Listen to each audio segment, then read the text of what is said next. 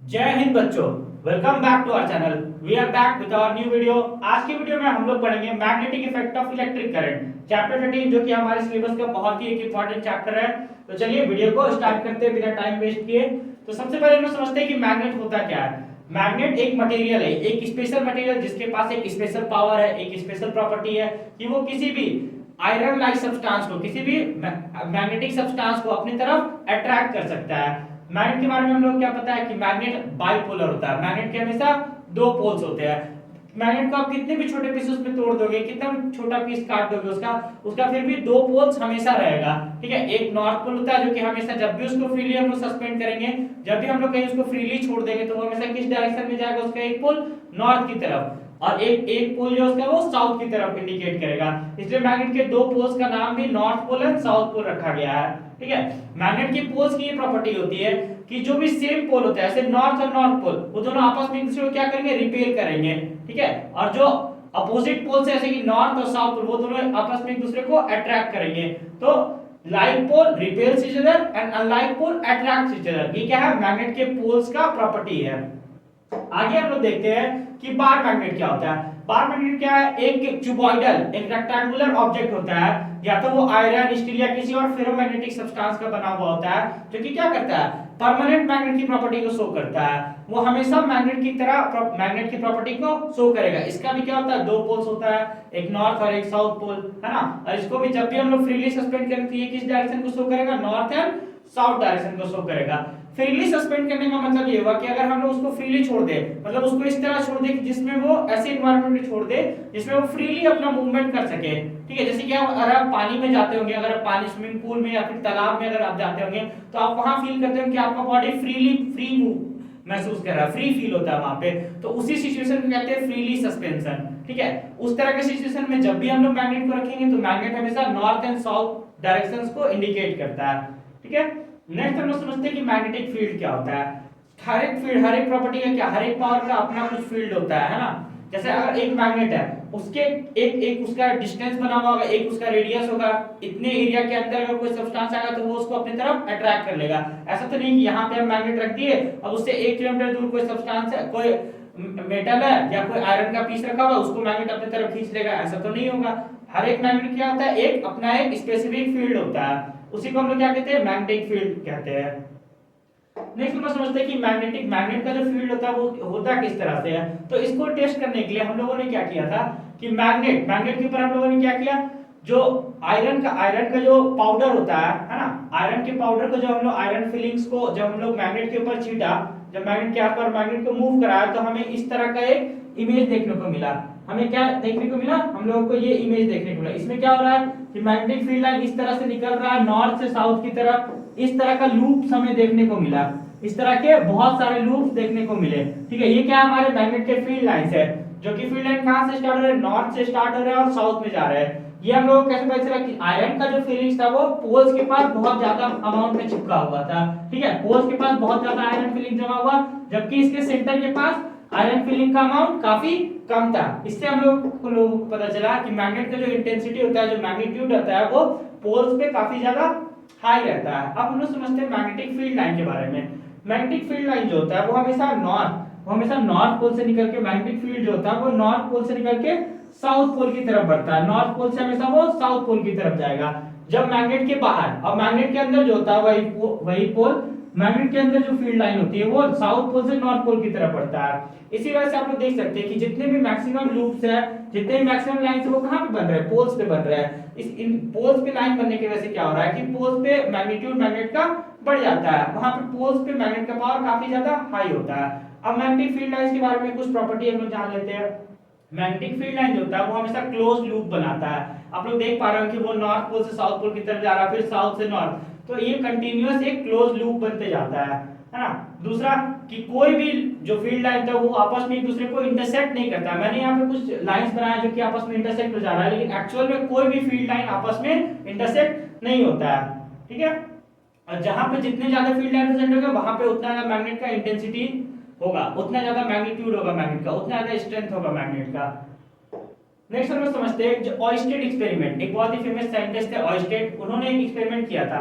तो जब उन्होंने एक सर्किट बनाया था, ठीक है, एक्सीडेंटली ये फाउंड हुआ किया गया था उनके द्वारा कि जब वो उनके पास एक कंपास था। कंपास में क्या होता है, एक मैग्नेटिक नीडल लगा होता है और बाकी उसमें पानी भरा होता है, हम लोगों ने देखा है। तो जब इलेक्ट्रिक एक कंडक्टर वायर था उनके पास, उससे जब करंट पास कराते थे वो, तो कंपास का नीडल में रिफ्लेक्शन आता था, कंपास का नीडल हिलने लगता था।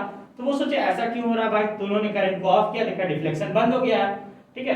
तो वापस से जब उन्होंने ऑन किया तार को, फिर से मैग्नेट के कंपास में डिफ्लेक्शन आना शुरू हो गया। तब ये सोचे कि अच्छा कुछ तो बात है यहाँ पे। तब उन्होंने एक्सपेरिमेंट किया और उससे क्या पता चला उनको कि जब करंट, किसी कंडक्टर से करंट का फ्लो होता है तो वो क्या करता है, वो मैग्नेटिक फील्ड लाइन भी बनाता है, जिसकी वजह से क्या हो रहा है, एक मैग्नेट जब दूसरे मैग्नेट के फील्ड लाइन में आएगा तभी उसमें डिफ्लेक्शन होगा। तो इससे उनको पता चला कि जो करंट कैरिंग वायर है, जो वायर जिससे करंट का पास हो रहा है, करंट फ्लो हो रहा है, वहां पे क्या हो रहा है, मैग्नेटिक फील्ड का भी फॉर्मेशन हो रहा है। तो उन्होंने इसको एक एग्जांपल से दिखाया, एक एक्सपेरिमेंट करके दिखाया कि एक यहाँ पे हमारे पास उन्होंने सर्किट एक बनाया है, ठीक है, यहाँ पे सर्किट दिख रहा है, उसके पास क्या रख दिया गया, एक मैग्नेटिक नीडल को रख दिया गया फ्रीली सस्पेंड करके। अभी क्या स्विच ऑफ है, तो मैग्नेट में कोई भी डिफ्लेक्शन नहीं आ रहा है, लेकिन जैसे ही स्विच को क्या किया गया, ऑन किया गया, तो मैग्नेट जो हमारा मैग्नेटिक नीडल जो उसमें डिफ्लेक्शन आया वो मूव करना स्टार्ट कर दिया।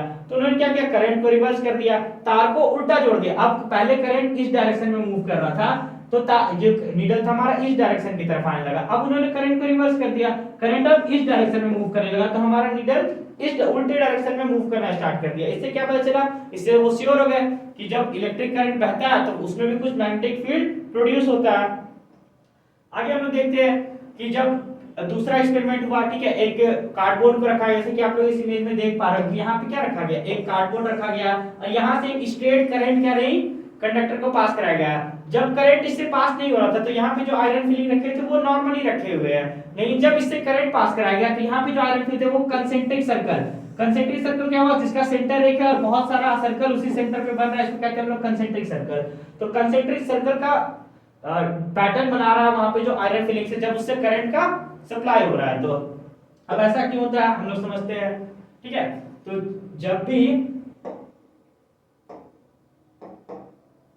जब करंट पास करता है किसी चीज के साथ, जब स्ट्रेट करंट कैरिंग कंडक्टर है, अगर स्ट्रेट करंट कैरिंग कंडक्टर है तो ये किस तरह से, इस तरह से मैग्नेटिक फील्ड बना रहा है सर्कुलर में, है ना। तो अब आगे क्या किया गया, इलेक्ट्रोमैग्नेट बनाया गया। इलेक्ट्रोमैग्नेट बनाने के लिए क्या किया गया, इलेक्ट्रोमैग्नेट बनाने के लिए साइंटिस्ट ने क्या किया कि सॉफ्ट आयरन कोर लिया, कोई सॉफ्ट आयरन, कोई भी आयरन हो गया या फिर कोई फेरोमैग्नेटिक आयरन लिया, उसके ऊपर कॉइलिंग कर दिया गया वायर को अच्छे से लपेट दिया गया और जब उसको बैटरी में कनेक्ट किया गया दोनों एंड्स को, तो पाया गया कि अब वो जो करंट जो था, जो करंट की वजह से जो मैग्नेटिक फील्ड हो रहा था वो अब क्या स्ट्रांग हो गया है, क्योंकि इसके अंदर एक आयरन आ गया है, आयरन का एक पीस आ गया है, ठीक है। तो वो मैग्नेटिक फील्ड लाइन बनाने लगा और वो मैग्नेटिक प्रॉपर्टी कब तक रहता था, जब तक उससे करंट का फ्लो हो रहा है तब तक वहां पे मैग्नेटिक प्रॉपर्टी रह रहा है। तो इसी को नाम दिया गया इलेक्ट्रोमैग्नेट का, क्योंकि इलेक्ट्रिसिटी की वजह से मैग्नेट बना, तो इसको नाम दिया गया इलेक्ट्रोमैग्नेट। जब तक करंट का सप्लाई हो रहा है वायर में तब तक वो इलेक्ट्रोमैग्नेट की तरह बिहेव कर रहा है ना, और जैसे ही सप्लाई बंद हो रहा है उसका मैग्नेटिक प्रॉपर्टी खत्म हो जा रहा है। तो ये हमारे पास एक टेम्पोररी मैग्नेट का ऑप्शन आ गया इसके बाद से। अब हम लोग समझते हैं कि जो जैसे कि हम लोगों ने पहले देखा कि स्ट्रेट करंट कैरिंग कंडक्टर से जब करंट पास हो रहा था तो उसका फील्ड लाइन कैसा बन रहा था, कंसेंट्रिक सर्कल जैसा बन रहा था, इस तरह का बन रहा था। तो ऐसा क्यों होता है हम लोग ये समझते हैं। तो इसके लिए हमारे पास एक क्या है, right hand thumb rule. Right hand thumb rule, जब भी हम लोग थंब को रखते हैं किस डायरेक्शन, जब भी हम लोग थंब को रखते हैं करंट के डायरेक्शन में, मान लीजिए आप कि करंट ऐसे ऊपर की तरफ जा रहा है तो हम लोगों ने अपना थंब को कहाँ रखा, करंट की डायरेक्शन में, तो इसका फील्ड लाइन किस तरह से बनेगा, हमारे हाथ के इस तरह से, हमारे हाथ के इस तरह, जिस तरह से हम लोग अपने फिंगर को कर्व कर रहे हैं उसका फील्ड लाइन भी इस तरह से। यहाँ पे क्या हो रहा है, हम लोग अपने फिंगर को इस तरह से कर्व कर रहे हैं, इसका फील्ड लाइन कैसा बन रहा है, यहाँ से इस तरह का बन रहा है, फील्ड लाइन कैसा, यहाँ से इस तरह, क्योंकि हमारा फिंगर भी इस तरह से हो रहा है। अगर हम लोग इस तरफ आ जाए और यहाँ से अगर अपने हाथ को देखें तो करंट किस तरफ जा रहा है, ऊपर की तरफ, तो हम लोग थंब से दिखाए करंट के डायरेक्शन को, और जो हमारा फिंगर इंक्लोज हो रहा है, फिंगर से जो पाम को हम लोग इंक्लोज कर रहे हैं, तो ये डायरेक्शन हो गया हमारे मैग्नेटिक फील्ड लाइन का। तो जब भी करंट ऊपर की तरफ जाएगा मैग्नेटिक फील्ड लाइन इस तरह से बनेगा, जैसा कि आप लोग इस इमेज में देख सकते हैं। इसी को हम लोग कहते हैं right hand thumb rule. Next हम समझते हैं कि करंट कैरिंग लूप के द्वारा, कोई एक लूप है उससे जब करंट पास हो रहा है तो वहां पे किस तरह का मैग्नेटिक फील्ड बनता है। तो ये यहाँ पे हमें एक सर्कुलर लूप दिखाई दे रहा है, लेकिन इसके अगर हम लोग एक छोटे से पार्ट के लिए, मान लीजिए कि हम लोग एक इतना छोटा पार्ट के ले रहे हैं तो ये हमें इस तरह का दिखाई देगा। तो अगर करंट इससे इस तरह से जा रहा है तो ये क्या हो रहा है, करंट इस तरह से जा रहा है इसका, तो इसका मैग्नेटिक फील्ड लाइन किस तरह का होगा, इस तरह का होगा, यानी कि इसका जो फील्ड लाइन है वो इस तरह से बनेगा, इसका फील्ड लाइन इस तरह से बनेगा। तो किसी भी लूप का भी जब हम लोग को फील्ड लाइन पता करना है सर्कुलर लूप का, तो हम लोग इसी राइट हैंड थंब रूल का यूज करके उसको निकालते हैं। नेक्स्ट हम लेते हैं सोलेनॉइड। सोलेनॉइड क्या होता है, सोलेनॉइड एक सब्सटेंस है जिसमें से हम लोग क्या करते हैं, इसके कोर में एक इंसुलेटिंग ऑब्जेक्ट को रख देते हैं, कोई वुड ले लिए या प्लास्टिक ले लिए, उसके ऊपर वायर को अच्छे से लपेट देते हैं, है ना। और जब उसको हम लोग बैटरी से कनेक्ट करते हैं तब क्या होता है, वहां पे एक सोलेनॉइड का फॉर्मेशन होता है। इस ये जो पूरा स्ट्रक्चर है हम लोग का, इसको हम लोग क्या कहते हैं, सोलेनॉइड। ये भी एक बार मैग्नेट की तरह ही एक्ट करता है, इसका भी सेम मैग्नेटिक फील्ड लाइन होता है। बस अगर इसकी पावर को बढ़ाना है तो हम लोग सेम यहाँ पे भी क्या करेंगे, सॉफ्ट आयरन कोर का यूज करेंगे। तो आई होप कि आपको ये सब कुछ समझ आया होगा। नेक्स्ट वीडियो जल्दी आएगा, तब तक के लिए हमारे साथ बने रहें।